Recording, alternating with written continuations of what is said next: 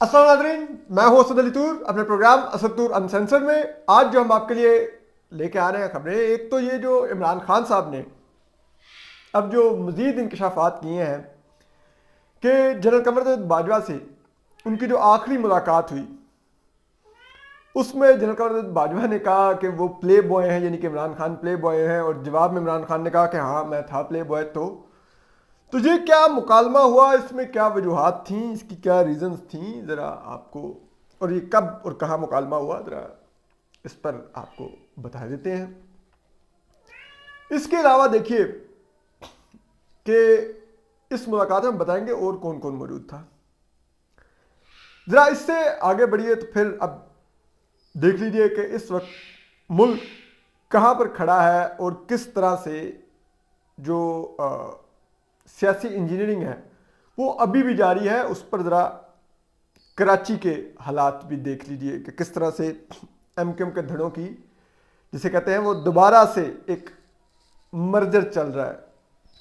वो क्या कहानी है, ज़रा उस पर भी बात करेंगे।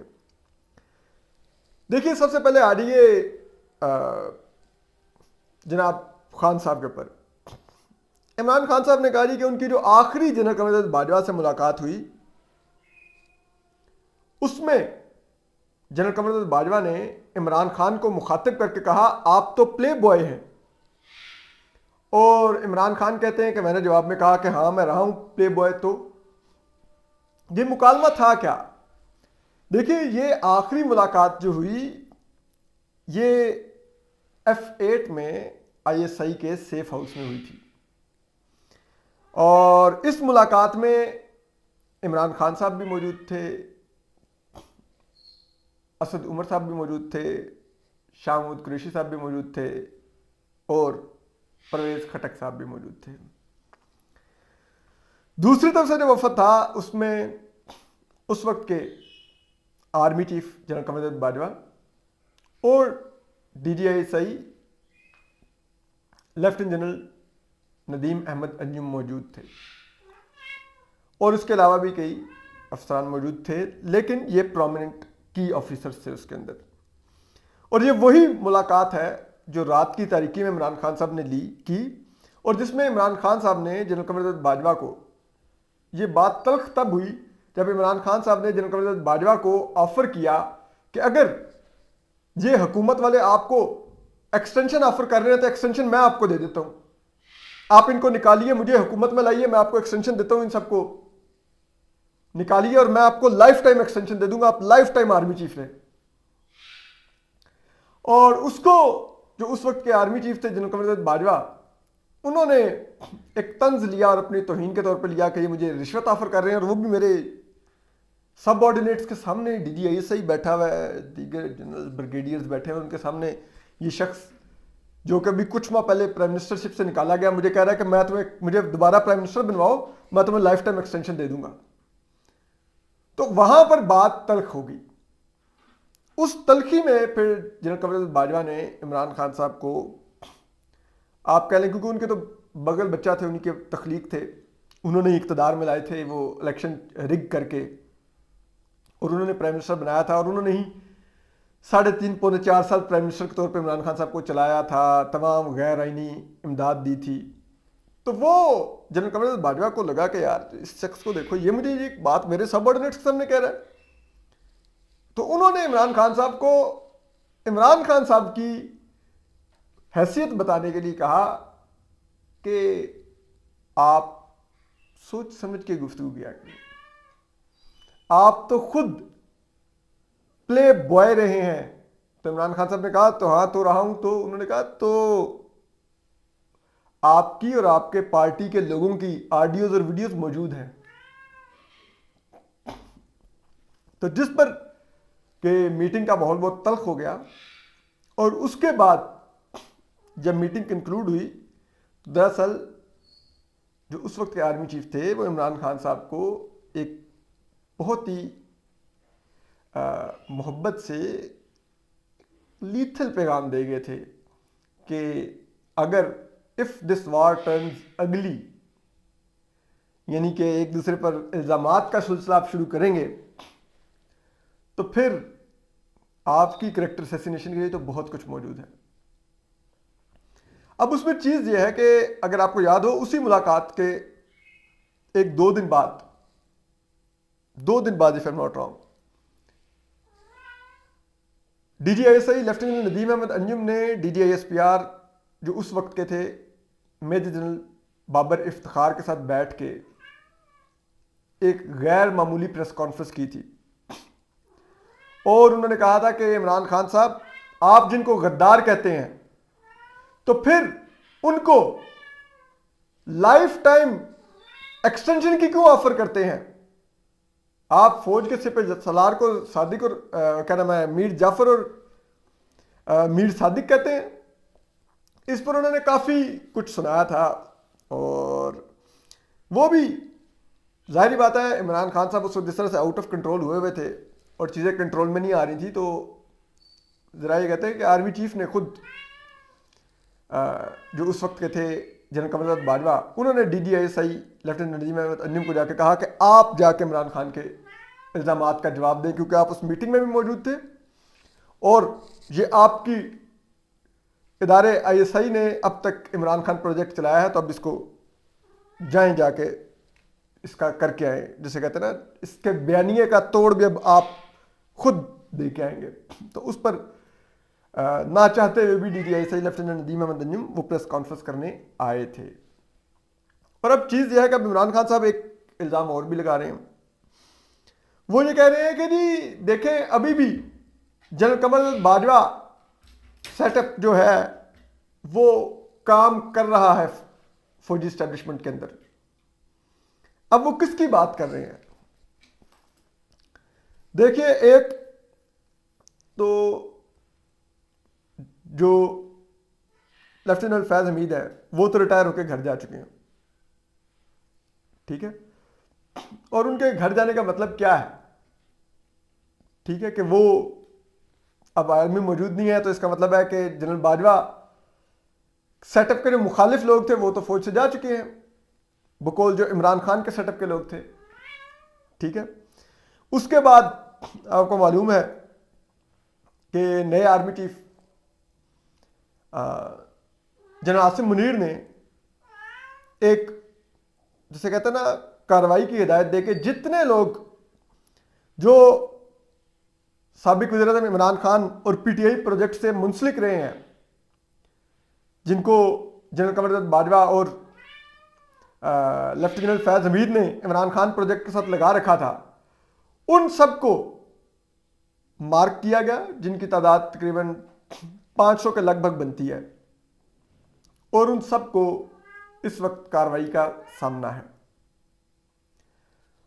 तो इमरान खान साहब को नजर आ रहा है कि भाई मेरे तो लिए तो कोई बाकियात भी नहीं छोड़ी जानी लेफ्टिनेंट फैज हमीद की, जो कल को मैं बैंक कर सकूं। तो इमरान खान साहब अब फिर चार्ज हो रहे हैं, और वो जरा मैं गारफील्ड साहब को दरवाजा दिखा दूं। जी सर, जाए भाई।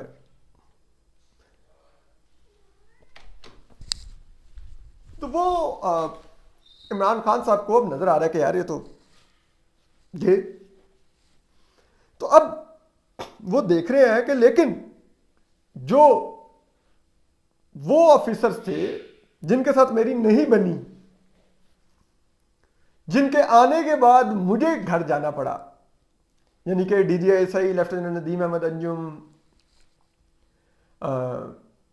DGC ISI के मेजर जनरल फैसल नसीर, इस्लामाबाद के sector commander brigadier Faheem, Lahore के और पंजाब के जो सेक्टर कमांडर हैं ब्रिगेडियर राशिद, ये सब लोग तो अपनी पोजीशंस पर मौजूद हैं।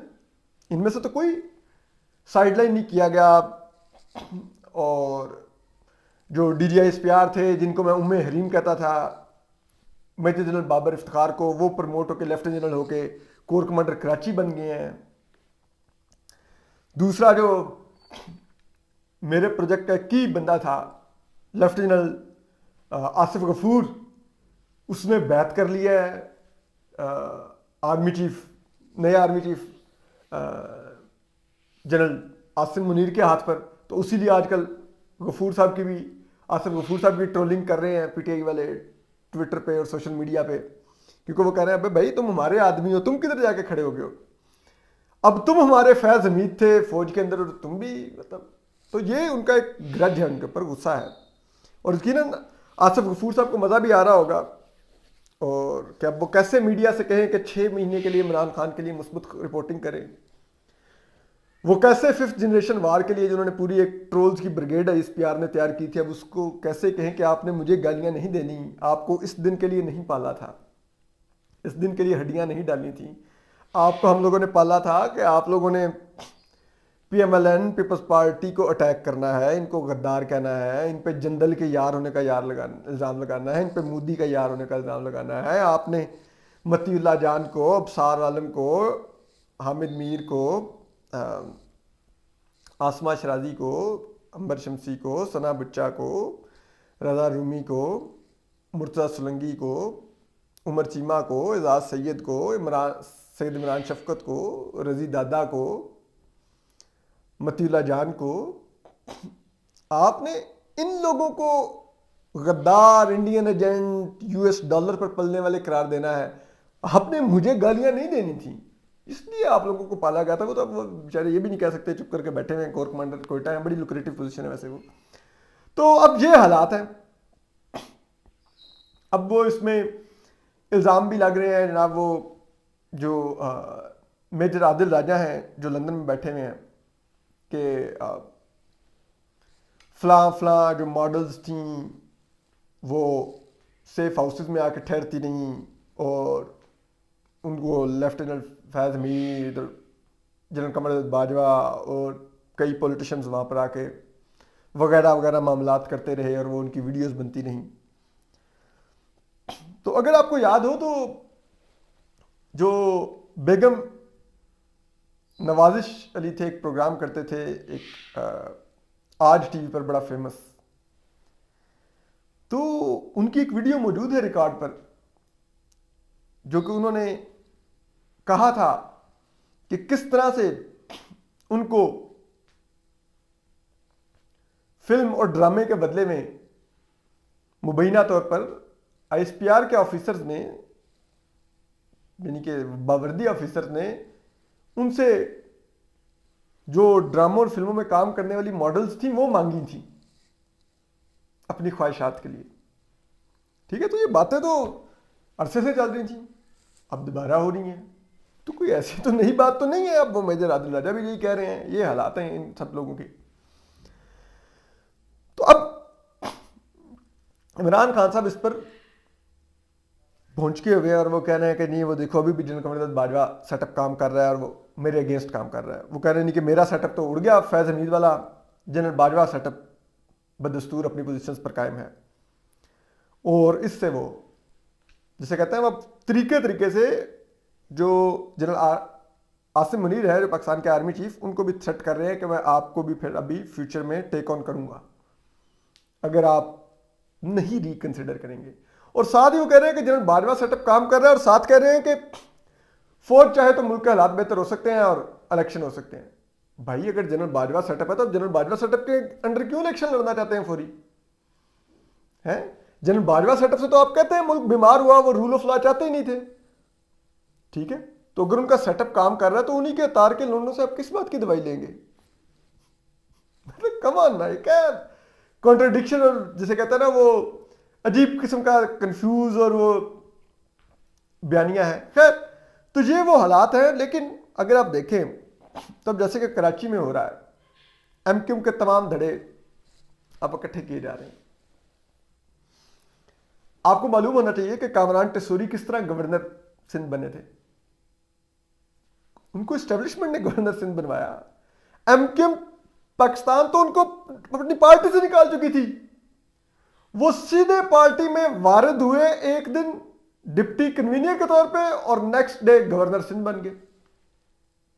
सबको पता है उनको फौजी एस्टेब्लिशमेंट ने गवर्नर बनवाया, और अब वो गवर्नर की पोजीशन पर बिठा के अब वो एमक्यूएम के तमाम धड़ों को पैचअप करवा रहे हैं। फारूक सत्तार साहब को एमक्यूएम हकीकी, पीएसपी, एमक्यूएम पाकिस्तान और ये और वो मीटिंग्स कर रहे हैं। तो ये मैंडेट उनके पास कहां से आया है सबको नहीं पता। तो फिर कैसे कोई दावा करता है इस मुल्क में एस्टेब्लिशमेंट कि हम ये पॉलिटिकल हैं? हम कोई सियासी इंजीनियरिंग नहीं कर रहे। बताए ना, डॉन ने बहुत अच्छा एडिटोरियल लिखा है। उन्होंने कहा भाई मसनूई तौर पे आप सियासी जमातें क्यों तैयार कर रहे हैं? अगर बिलफर्ज एमक्यूम अल्ताफ हुसैन साहब के बाद खत्म हो गई है कराची में, उसमें नहीं जान बाकी रही, तो कराची के अवाम को मौका दें कि वो अपने शहर के मैंडेट का फैसला करें। उन्होंने किस सियासी जमात को अपना मैंडेट देना है जो कि उनकी वेलफेयर के लिए काम भी करेगी। जो इस्टेब्लिशमेंट के कहने पे मर्ज होकर कराची का मैंडेट जमात अगर लेगी तो वो कराची के अवाम को नहीं, वो इस्टेब्लिशमेंट को ही डिलीवर कर रही होगी आने वाले सालों में भी। जैसे कि माजी में एमक्यूएम करती थी, जब पीटीआई की हुकूमत इस्टेब्लिशमेंट ने चलानी थी तो एमक्यूएम को उठा के पीटीआई में बिठाए रखा। जब पीटीआई गिरानी थी तो एमक्यूएम पीटीआई से निकल गई और वो इस मौजूदा कोलिशन का हिस्सा बन गई। तो वो कराची की वेलफेयर के लिए तो एमक्यूएम ने कुछ नहीं किया, उसने तो वो किया जो इस्टेब्लिशमेंट की वेलफेयर थी। जब इस्टेब्लिशमेंट की वेलफेयर पीटीआई को लाने में थी तो वो पीटीआई के साथ खड़ी थी, जब इस्टेब्लिशमेंट की वेलफेयर पीटीआई को निकालने में थी तो वो पीटीआई के खिलाफ नो कॉन्फिडेंस का हिस्सा बन गई हुई थी। तो ये क्या मजाक है इस मुल्क में। बहरहाल अपना ख्याल रखिए, सलामत रहिए, अल्लाह हाफिज।